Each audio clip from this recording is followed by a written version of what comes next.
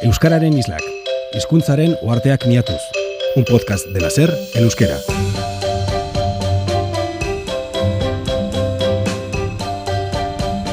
Somos del lugar en el que nacemos, de allí donde echamos las raíces, aunque es cierto que las semillas pueden sembrarse en cualquier parte. Con la tasa de natalidad a la baja y el desafío demográfico que tenemos por delante, una parte importante del bienestar que hoy tenemos deberá sustentarse en la población migrante. Ellos tendrán que cubrir las lagunas que surjan en el mercado laboral. Según la patronal, en Euskadi harán falta unos 400.000 trabajadores en los próximos 30 años. Ellos mismos han solicitado medidas para facilitar la entrada de trabajadores inmigrantes. Nola ureztatu daitezke jatorri desberdineko zuhaitz horiek hemengoak bezain tinko errotzeko? Laugarren atala, un idioma, un bando?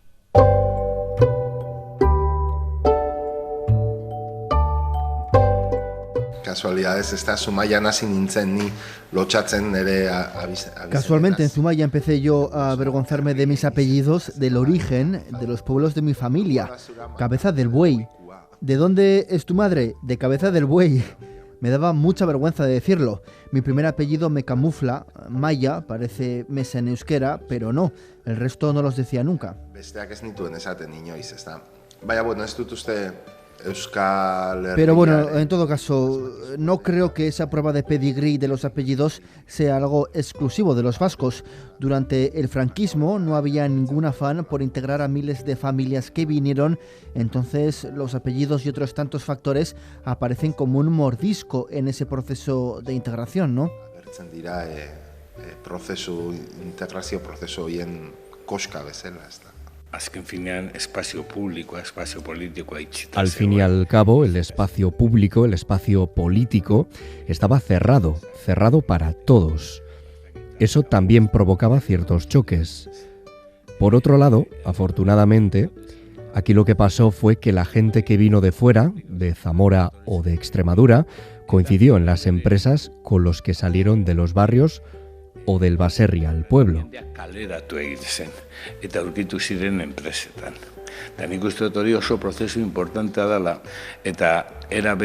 Aquello creo que fue un proceso muy importante. Luego, es cierto que tuvo unas características propias en cada lugar. En Zumaya, por ejemplo, el euskera estaba muy presente. Si su familia hubiera recalado en Baracaldo, no le hubiera pasado eso, porque allí existía la carnicería Aguirre, a ese le llamaban el vasco del barrio. Este proceso permitió que no hubiera clases, que no hubiera ciudadanos de primera y de segunda. Ha sido, por ejemplo, más clasista la migración que hubo en Cataluña que la que tuvimos en Euskadi. Nere familia etorri zen Zumárragara, 20 urtetan. Mi familia vino a Zumárraga, allí en 20 años se pasó de 2.000 habitantes y pico a 12.000. Los locales pasaron a representar 1 de cada 4 habitantes por la implantación de grandes empresas como Orbegozo, Patricio Echevarría, que tenían 3.000 y 4.000 trabajadores. Primero se instalaron en barracones en el monte, en la periferia, y sus mejores amigos venían de los caseríos. Yo creo que se unieron también para hacer frente al clasismo, porque los vascos también se reían de la gente del mundo rural porque olían a cuadra por cómo se vestían. Ese clasismo también existía, por tanto, también entre los propios vascos. Y porque los que venían eran pobres, los problemas empiezan cuando los que migran son todavía más pobres. Problemak hasten dira etortzen direna pobreagoa direnean, ezta? Eta bazuan, zeta barruan, adierazi ezin den urduritasuna. Barrena kikaran inorarik ez duzu, eta bazua zerrenka. En más de una ocasión, los apellidos se han convertido en jueces. Cuando estamos lejos del lugar de procedencia, nos asocian con esos orígenes y en cualquier parte son, de alguna manera, nuestra carta de presentación ante el resto. Pero ojo, que tenía sus 8 apellidos vascos. Anchón también tiene muchos. Y muy largos. Gabilondo, Urdangarín, Zubizarreta Arguiñano. 4. Y Artiburu Erenchun. ¿Qué pasa? ¿Se te han olvidado los demás o...? No, es que me acuerdo de mis antepasados y me he emocionado, Barkatu. Otegui y Clemente. Shh. Clemente no es vasco, No es vasco ni pa' Dios. El apellido más común en Euskadi carece de esa etiqueta de Euskolabel, es García.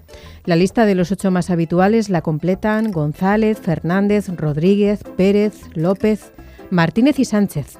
Para conocer el origen de estos, la estructura y la evolución, citamos a Juan Manuel. Vamos a dejar que él mismo se presente.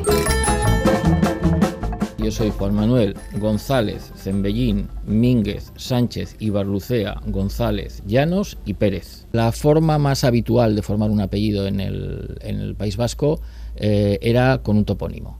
Un lugar que podía ser pues una referencia vegetal, por ejemplo, Iraeta, que es sitio donde hay helechos, el lechal.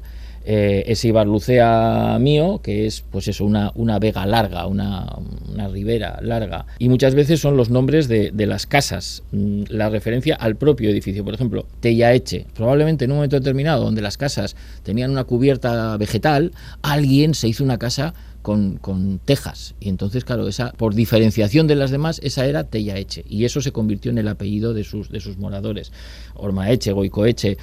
Lo que pasa que, sobre todo en la Edad Media, el apellido suele ser doble. Por un lado está el antroponímico, el que hace referencia al padre, es decir, un Díaz es hijo de Diego, un Pérez es hijo de Pedro, un López es hijo de Lope. Entonces es Pedro Fernández, hijo de Fernando, decíamos Tellaeche, por ejemplo. Entonces, así es como se ha formado. ¿Qué pasa? Que en el País Vasco habitualmente ese antroponímico, como decíamos, se ha perdido y nos hemos quedado solo con la parte más propiamente euskaldún, que en la mayor parte del país era también probablemente la más cómoda de decir para la población. Pues los Baroja, Pío Baroja, el escritor, era una cuarta generación de Barojas, pero hasta ese momento habían sido Martínez de Baroja procedentes del lugar de Baroja en Álava.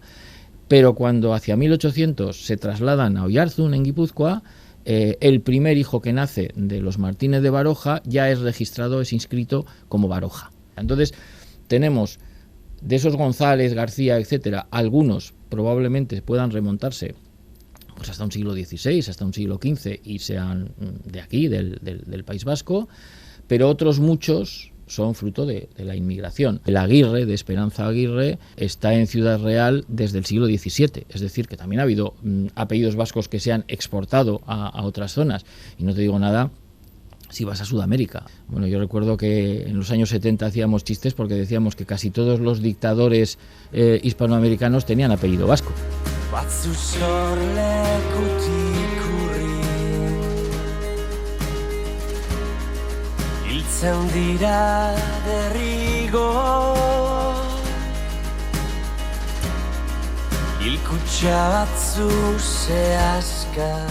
Al igual que han evolucionado los apellidos, también percibimos cierta mezcolanza de orígenes en el diccionario. Son muchos los préstamos que ha hecho el euskera al castellano y que son reflejo de esa diversidad. La interacción entre ambas lenguas floreció, al parecer, en torno a la Edad Media, y muchas palabras provienen del mundo rural. Así encontramos cencerro o aquelarre, y también las hay vinculadas a la tan afamada gastronomía vasca como bacalao, angula o cococha. Los movimientos de ida y vuelta y el conocimiento mutuo entre los propios hablantes no hacen más que enriquecer el idioma. Si las palabras lo han conseguido, ¿por qué los hablantes no?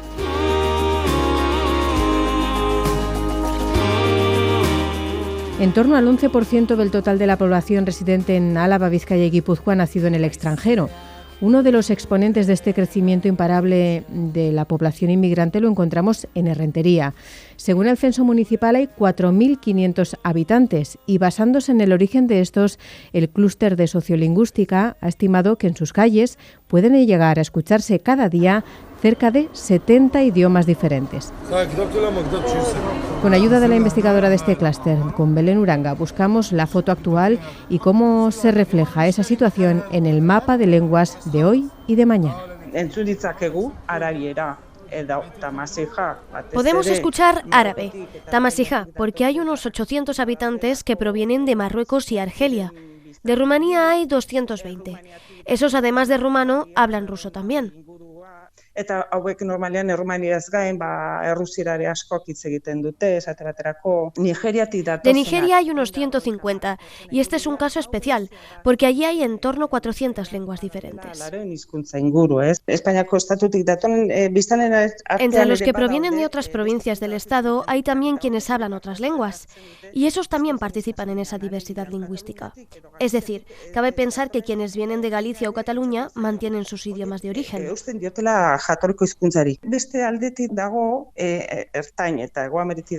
Por otro lado está la migración de Centro y Sudamérica. La mitad, más o menos, son oriundos de países en los que el castellano es la lengua oficial. Estos normalmente hablan castellano y algunos otra lengua, quichua, quechua, aymara, pero tenemos que tener en cuenta que allí esas lenguas minorizadas están en una situación de vulnerabilidad, que han vivido situaciones difíciles y no surge siempre la relación que cabría esperar. Pero es cierto que tenemos muchas cosas en común con ellos, y eso hay que ponerlo en valor.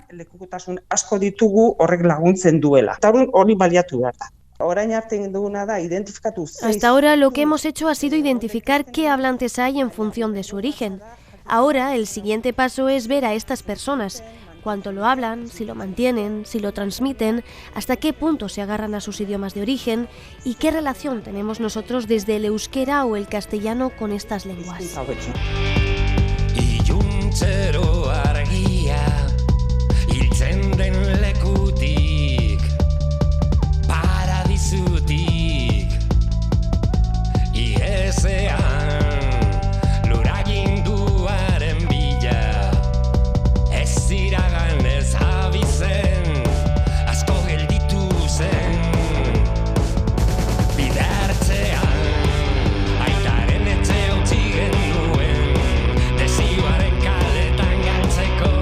Maketo en Iraultza es una canción cantada para el recuerdo y para el orgullo de nuestros padres. En esta segunda emigración de los años 50 llegaron a los barrios de la periferia de Bilbao, lo conflictivo que fue aquello en su momento y cómo en la transición todo esto se fue transformando en un dinamismo cultural, político, un apoyo y una integración dentro del euskera, ¿no?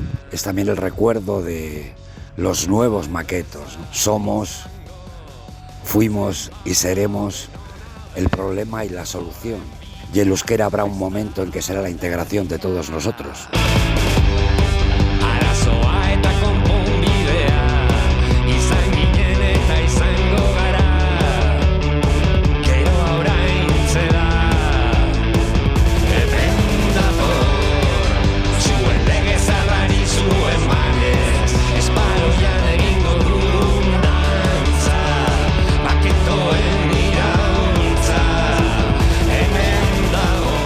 Euskararen islak, hizkuntzaren uharteak miatuz. Ni Jon Maia naiz, bertsolaria naiz, etorkin familia bateko semea naiz, Extremaduratik eta Zamoratik etorri ziren. Eta orduan euskeraz jabetu behar izan dugu gure familian eta Euskal Herrian ere gure lekua egin edo irabazi behar izan dugu, ezta? Eta euskaran ere hizkuntza bihurtu zenetik, euskerat dena eman dit, ezta? Ni Xabier Ayerdi naiz, nik euskararekin ez daukatolan harreman berezirik, ni familia euskaldun batean jaio nintzen, eta berezkoa izan da. Nire identidaderik gogorra izan dela edo sakonena irakasle izatea, soziologiako irakaslea. 2003an ikuspegi behatokia immigrazioarena montatu nuen.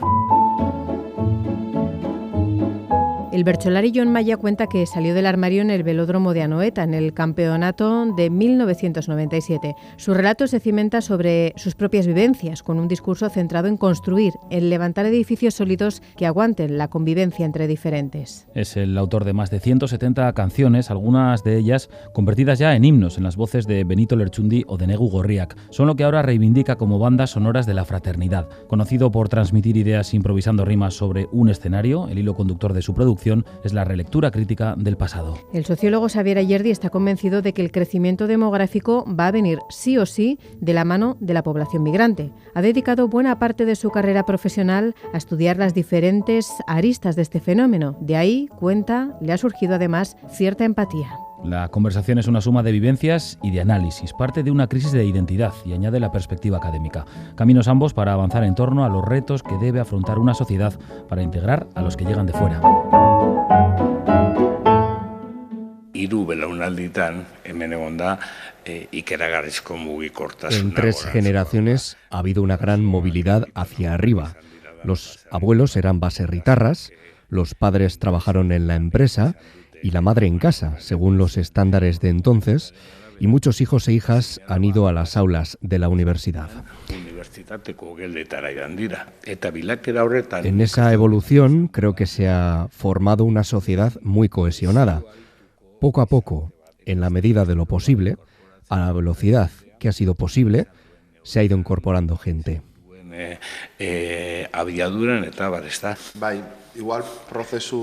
Sí, ha sido un proceso rápido. Sí, 3 generaciones o 3 y media. A mí siempre me ha llamado la atención que los que llegaron durante la dictadura, cómo se instalaron en los barrios de la periferia, cómo vivían encima del Bocho en Bilbao, sin luz.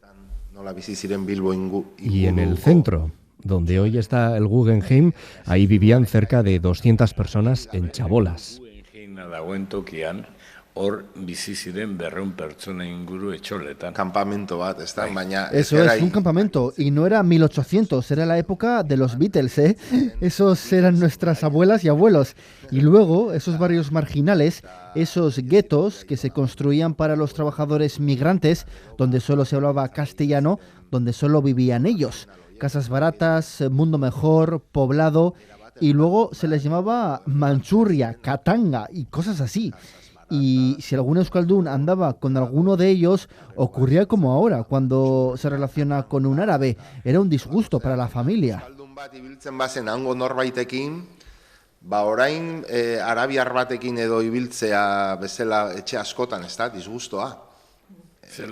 ¿Cómo se ha podido enamorar? Ocurría porque eran de clase más baja. Las clases altas eran las familias de aquí, eran los ricos, los empresarios, eran de familia vasca.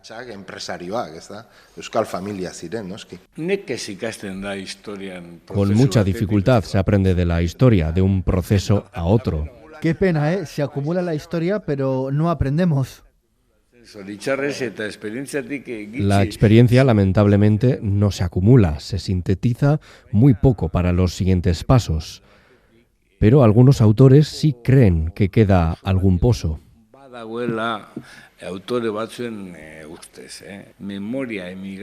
La memoria migrante en España lleva una cierta aceptación de la inmigración, una aceptación abstracta.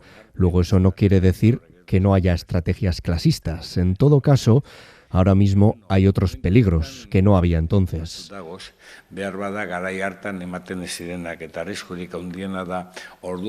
El mayor riesgo es que antes el mercado laboral estabilizaba a largo plazo la posición de quienes venían. Hoy en día tenemos un mercado laboral precario y ahí está una parte importante de la inmigración. Y eso puede provocar una integración más débil. Eso sí puede ser peligroso.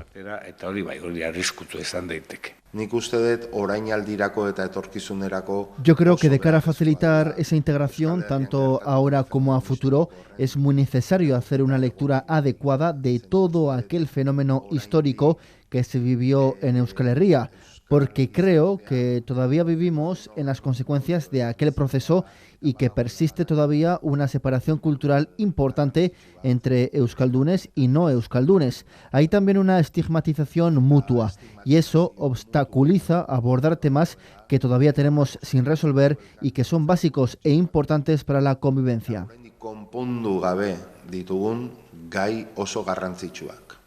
Immigrazioa beti deitzen du hartzaileak. El receptor es el que llama a la inmigración, dice cómo quiere que sea la migración. ¿Qué queremos nosotros? Se ha visto durante la pandemia. Queremos una mujer latinoamericana para el sector de los cuidados. Claro, ¿qué pasa?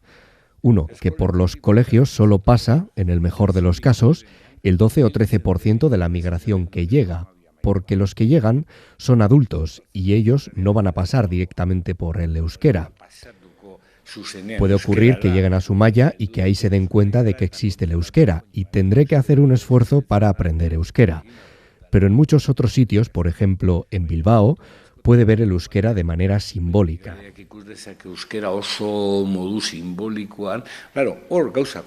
Claro, si ahí no hacemos las cosas bien, algunos sectores que no necesitan el euskera pueden convertirse en enemigos, pueden utilizar alguna metedura de pata nuestra para ir en contra del euskera.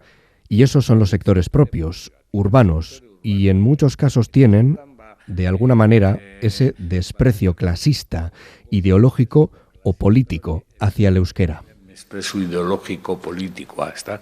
Hau da euskerarekiko. Eta gero, nik uste dut euskeraren Y normalización. luego también opino que en los pasos que hay que dar en la normalización del euskera, todavía muchos en la comunidad castellano parlante lo perciben como un ataque. ¿Verían bien que televisiones privadas crearan contenido en euskera con ayuda de dinero público? Xbox, PlayStation, que todas las videoconsolas estuvieran en euskera, que la mayoría de los funcionarios tuvieran que saber euskera. ¿Lo verían bien? No, no lo aceptan. Ez dute onartzen hori, ez da? Euskera onartzen da simpatikoa den bitartean. El euskera se acepta en la medida que es simpático, salir a correr un rato, un poco de folclore, que no me moleste, y al día siguiente volver a vivir en castellano y ya está. ¿Por qué se ve como un ataque? Porque ataca a tu comodidad, ¿verdad? Porque vives bien sin euskera y ahora, con 40 años, tienes que empezar a aprender euskera para mantener mi puesto de trabajo. Eso es lo que me interesa. ¿Cómo hacer para que quienes están fuera de la comunidad euskaldun no se sientan atacados? Euskalduntasunetik kanpo dagoen komunitate hori ez dadin erasotua sentitu. Eso es lo que intento en mis espectáculos y en mis libros. Voy a poner un ejemplo. Federico García Lorca vino a Bilbao a estrenar Bodas de Sangre, a Larriaga. Estuvo alojado en el Hotel Torrontegui, en el Arenal. Hotel Torrontegui Arenalean.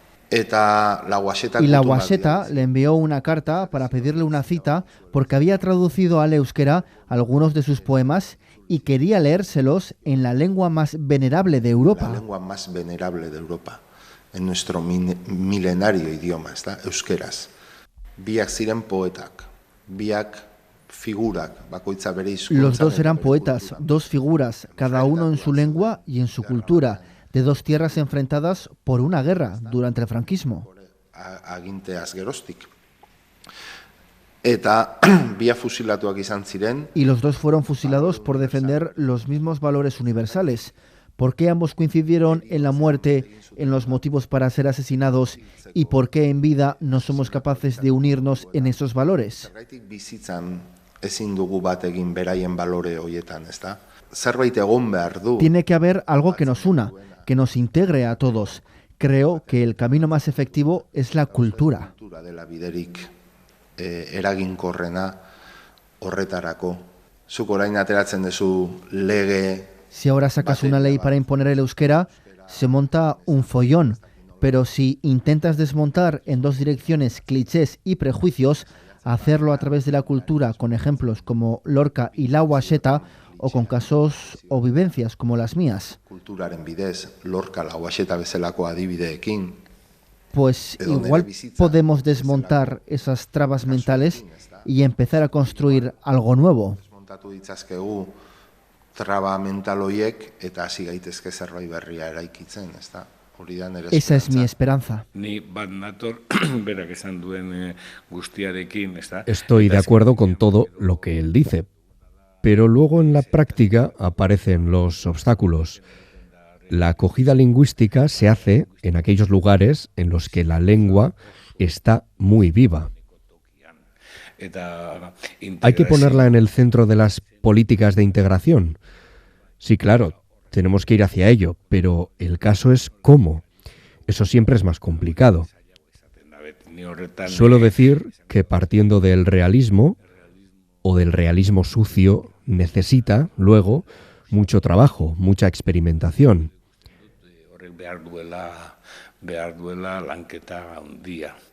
Y luego he solido decir que tenemos un elemento negativo, triste. Pueblos como los nuestros somos unos pagafantas. Tenemos que andar seduciendo y pagando las facturas.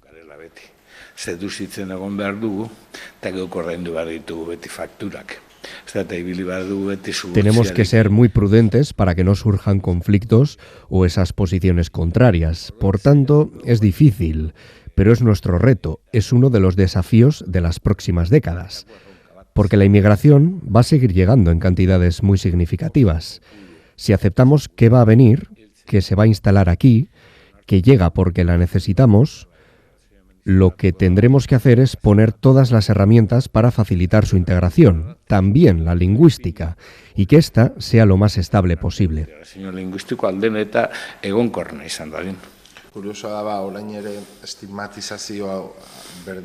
Es curioso que todavía se repiten en muchos casos los estigmas. No hay un conflicto identitario con Senegal, Euskal Herria Senegal, Euskal Herria Marruecos. ¿Qué hay? Clasismo. Zer dago klasismoa, hori da asuntoa, eta orduan, nik uste dut... Yo creo que debemos aprender de esa historia para no repetir lo que pasó. Los bertsolaris de mañana serán hijos e hijas de senegaleses. Quizá sea una mujer y negra. Ojalá pronto veamos algo así en una competición. Agian izango da neska eta beltzarana, ezta? Ojalá Euskal Herriko txapelketa batean hori ikusiko bagendu laizter. Senegal, Andaluzia, Sahara, Extremadura, edozein abia puntu, Euskal Herria helmuga. Ala ni ere helduta, norata euskal mundura, mundu ederta berri bat.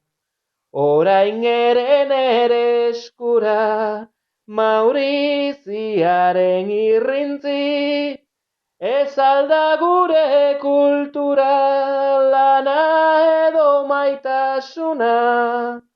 Berdin asmoen natura, lana edo maitasuna. Berdin asmoen natura, euskara bezarkatzeko, zure unea heldu da. Manu Vendala nació en Sevilla, pero los latidos del corazón le atrajeron hasta Euskadi. Se sumergió entonces en el bertsolarismo, en las rimas, en los cantos, en definitiva en esa cantera del idioma tan característica. Una llave que le abrió otras tantas puertas. ¿Dominar el euskera, ser bilingüe, da más oportunidades en el mercado laboral? ¿Qué posición tiene una lengua minorizada en esa pugna global en la que se impone el inglés? Este podcast ha sido coordinado por Ane Zugadi y Jone Gaña. Diseño sonoro de Iñaki Merdames.